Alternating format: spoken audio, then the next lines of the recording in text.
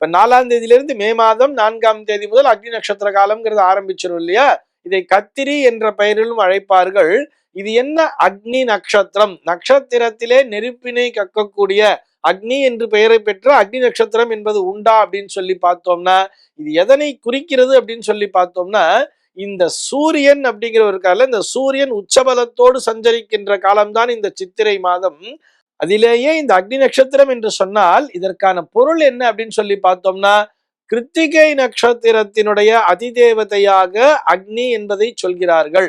அக்னிர்னப்பாது கிருத்திகா அப்படின்னு வேதமானது சொல்லும்.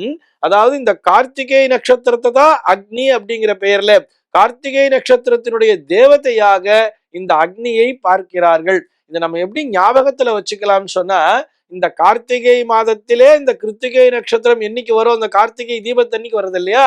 திருவண்ணாமலையில பார்த்தோம்னா மேலே அந்த ஜோதி ஏற்றப்படுகிறது அல்லவா? இதற்கு என்ன காரணம் சொல்லி பார்த்தோம்னா அதுவே அக்னிஸ்தலம் தான்.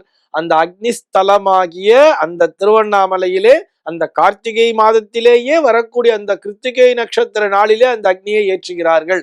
ஆக நம்ம அக்னி நட்சத்திரம் அப்படின்னு சொன்னா இந்த கிருத்திகை நட்சத்திரத்தை நினைவிலே கொள்ள வேண்டும். இந்த சூரியனானவர் அந்த கார்த்திகை நட்சத்திரத்திலே சஞ்சரிக்கின்ற காலத்தை தான் முழுமையான அக்னி நட்சத்திர காலம் என்று சொல்கிறார்கள். அதற்கு 2 பாதங்கள் முன்னதாகவே, அதாவது இந்த பரணி நட்சத்திரத்தினுடைய 3வது பாதத்திற்குள் சூரியன் நுழையும் பொழுது அதனை அக்னி நட்சத்திரத்தினுடைய துவக்கமாக பார்க்கிறார்கள். பரணி நட்சத்திரம் 3ஆம் பாதம், பரணி நட்சத்திரம் 4ஆம் பாதம், கிருத்திகையிலே 1, 2, 3, 4 பாதங்கள், ரோகிணி நட்சத்திரத்தினுடைய முதல் பாதம் வரை. அதனை தொடர்ந்து இந்த ரோகிணி நட்சத்திரம் 2வது பாதத்திற்குள் சூரியன் நுழையும் பொழுது அக்னி நட்சத்திரத்தினுடைய முடிவு காலமாக குறிப்பிடுவார்கள். ஒவ்வொரு வருஷமே நம்ம எப்படி ஞாபகம் வச்சுக்கலாம்னு பார்த்தோம்னா, பிளைண்டா ஒரு தியரி வச்சுக்கலாம்.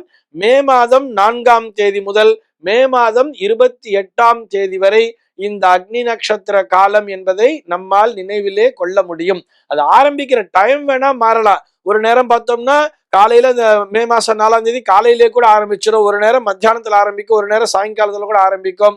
அதே மாதிரி மே மாதம் 28ஆம் தேதி முடிவடைகின்ற டைம் கூட பார்த்தோம்னா காலையில மத்தியானம் ராத்திரின்னு சொல்லி அந்த நேரம் வேண்டுமானால் மாறுபடலாமே தவிர இது கான்ஸ்டன்டாவே இருக்கும். ஒவ்வொரு வருடந்தோறும் மே மாதம் 4ஆம் தேதி அன்று அக்னி நட்சத்திரத்தினுடைய அந்த காலத்தினுடைய துவக்கமாகவும், மே மாதம் 28ஆம் தேதி அன்று அக்னி நட்சத்திர காலத்தினுடைய முடிவாகவும் பார்க்கப்படுகிறது.